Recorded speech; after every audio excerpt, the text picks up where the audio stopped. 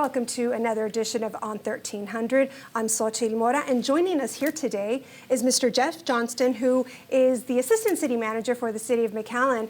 But today he's joining us in his other role, which is as our Emergency Operation Coordinator. Mr. Johnston, thank you so much for joining us. Thank you. Thank you for having me. So we are upon, or just upon, hurricane season. It's getting ready to start soon. And last year we had one hurricane that was pretty devastating in its impact, except for loss of life, which was a truly good outcome for what the city experienced. But the city of McAllen does respond in emergencies, and especially hurricane, and that is something that we deal with on a daily or a seasonal basis, obviously, where we're located. What can you tell us about the upcoming hurricane season?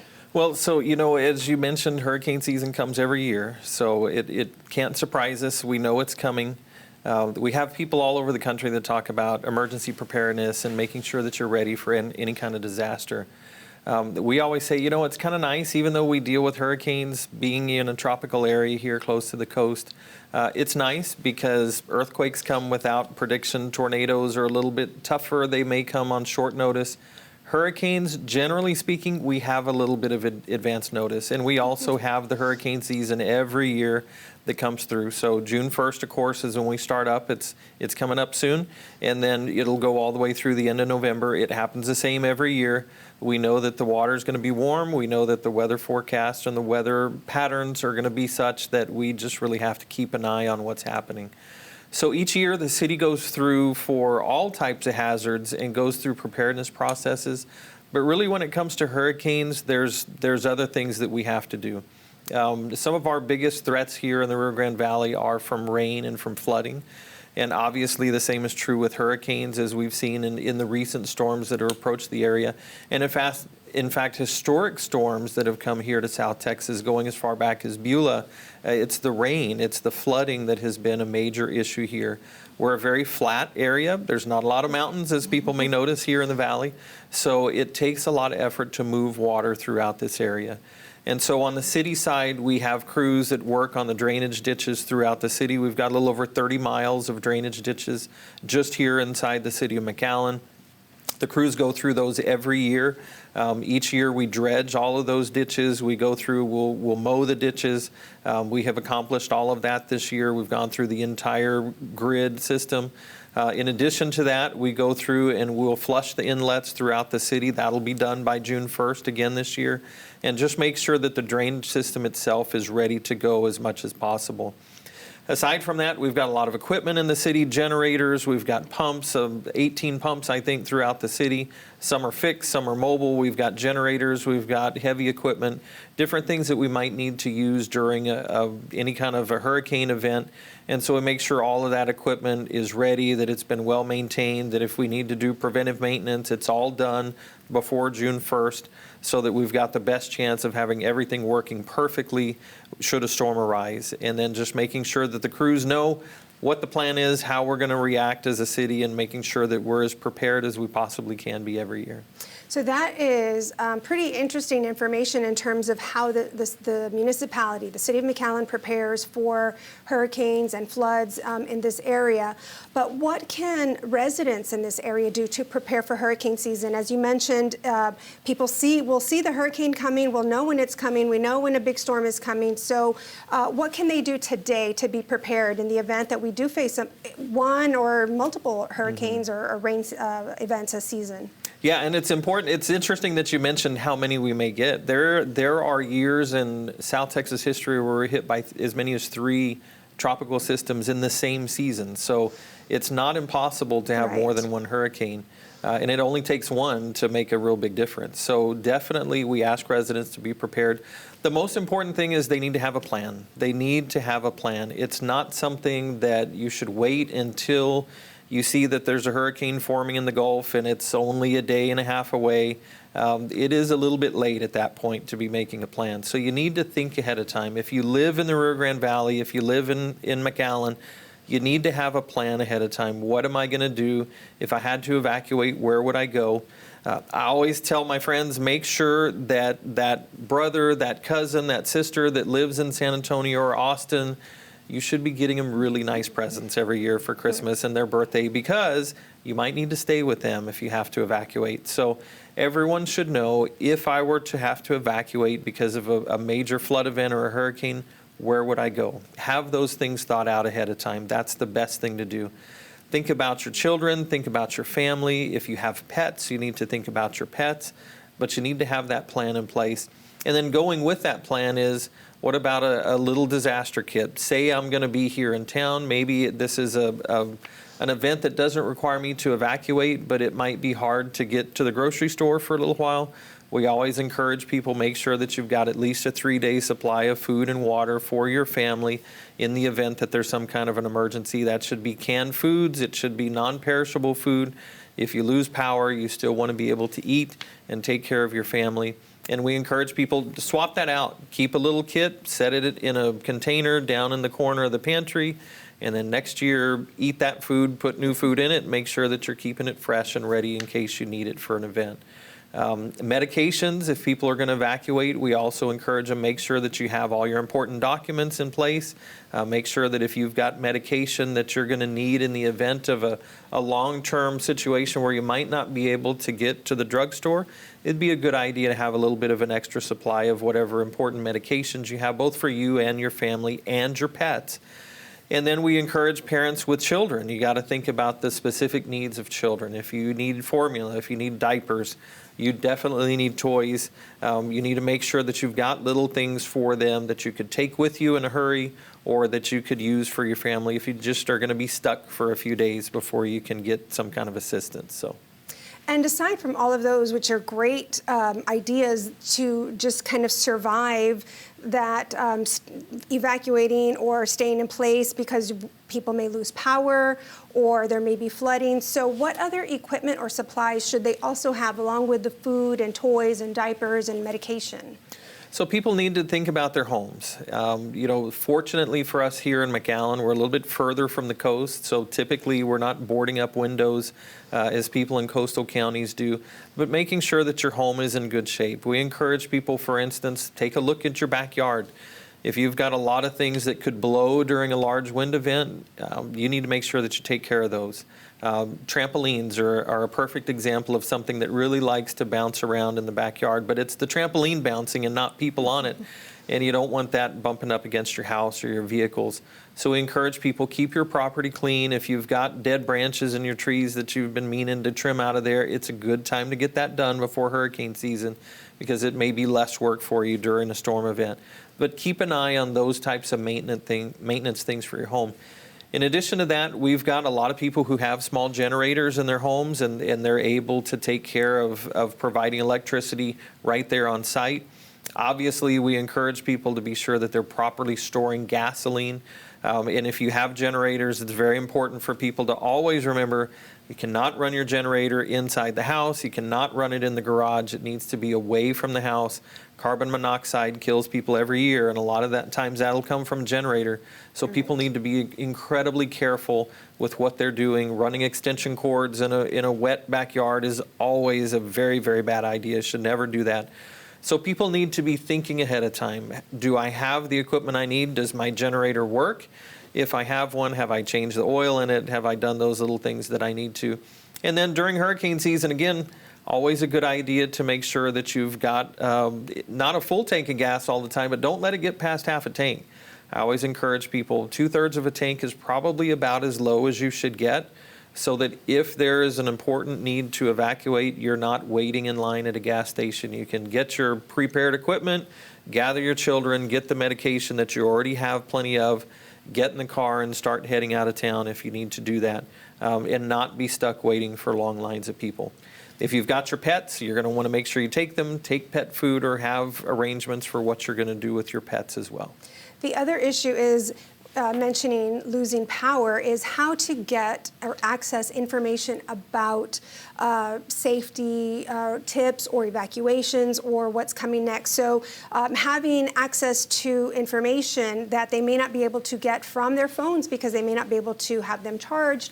So maybe having batteries or portable radios or other sorts of equipment where they can still maintain communication is important, I suppose. Absolutely. You know, we're so used in the digital age, we're used to having everything at our fingertips and, using our phones all the time. We probably gather most of our information that way.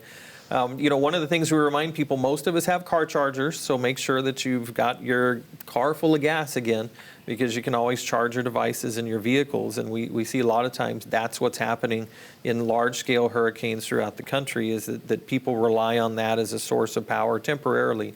But it's also important, like you said, to go back to the basics. Have an AM/FM radio that's battery powered. If you really want to get old-fashioned, get yourself one of those little crank radios so that you can just crank it up and have unlimited power, if you will, on it.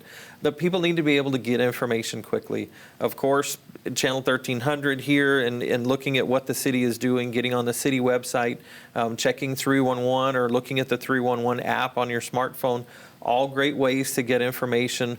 But local news and National Weather Service, if you've got a weather radio, always a good thing to have here in South Texas is just get you a battery-powered National Weather Service radio so that you can hear storm alerts and get information quickly.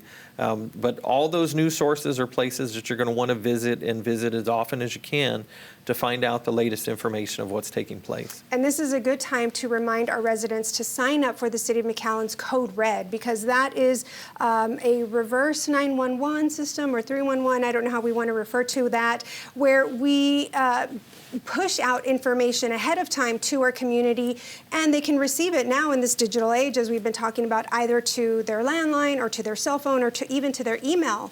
And so how easy is that for our residents? Very simple to do, and you described it well. In some ways, it's similar to a reverse 911 system. The system was originally designed to have a listing of all the landlines in a community, and if there was an emergency, then phone calls could be made to those lines. What we've seen in recent years is a lot of people are cutting their cords and they're only using their cell phones as their primary telephone at home. And so it's important then for them to register that cell phone with our Code Red system here in the city of McAllen so that we can get emergency information to them. Sometimes that information may be as simple as road closures, but it could also include evacuation notices, shelter-in-place notices, severe weather, all those types of things. We'll make sure and get that information out. They simply need to get on the 311 app or go visit the McAllen website and then just follow the simple process to get registered for their cell phone. You can register your family's cell phones as well. Always an excellent idea and a great way to stay in tune and informed as to what's happening in the city. Now, we've been through a couple of weather events these past few years with just heavy rain and flooding. Mm-hmm. And our EOC would be activated. And so what I've found is that through the EOC, through 311, through the City of McAllen social media sites, the website, and of course this channel, we make every effort to get that information out to the public so that we're making sure that they're aware of streets to avoid, flooding areas, all of these different situations. One of the things I've noticed with the City of McAllen especially is, of course, if it rains or there's a hurricane, it's not just in McAllen. It's the surrounding communities. We have cities that touch our city borders all around. And so that partnership with our other municipalities and Hidalgo County is important. Why is that important also for our residents to be aware of? Well, as you mentioned, there's so much that happens. McAllen is not a city in and of itself. We are surrounded on almost all sides, really, by other communities. On our south side, by another country. And so what happens close to us impacts us, certainly. The good thing is we have very strong relationships with our neighbors, with the county, with the state. All cities in Texas work through the emergency management system in Texas, and we coordinate well at a regional level with our partners on either side, and then other cities here that might not be contiguous to the city of McAllen, but we do reach out to them and communicate with them. Sometimes the city will reach out to us for assistance with a particular need or vice versa. So we make sure that we know who has what equipment, where we can get help if we need it, or people know that they can come to us if they need assistance. For the residents, just knowing that the city is working with its neighbors, working with the county, working with the state, and eventually with the federal government to get any assistance that's needed as quickly as possible is key.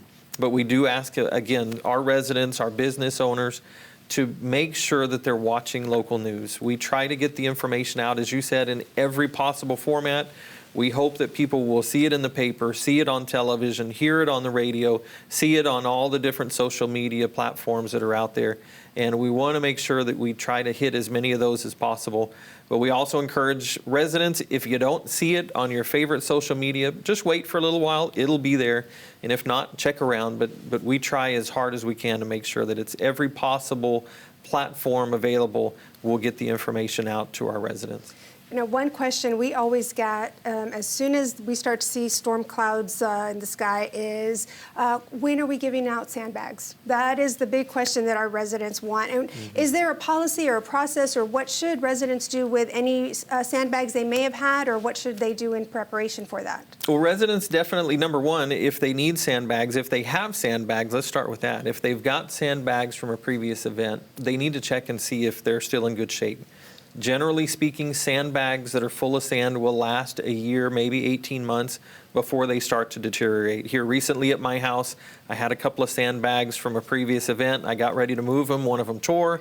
It's no good anymore, so I'm going to need to get those replaced. We do encourage our residents to understand that the city of McAllen is not the only place to get sandbags. You can purchase sandbags at local hardware stores. You can purchase sand. And so people can fill their own at home. They can have those ready, or have sand at home and have empty bags at home, even better, so that if something comes up, they can actually prepare their own sandbags and not have to wait in a line with other people. But having said that, in terms of the city's procedure, every event is different. The fact that there's a storm in the Gulf, the fact that there may be severe weather approaching does not necessarily mean that it's a situation where sandbags need to be distributed. And so what I can tell you is the city coordinates very, very closely with our partners at the National Weather Service. We're fortunate to have a forecast office here in the valley, right down the road in Brownsville. We know those folks very well. We have very frequent and in-depth conversations about what's happening with the weather.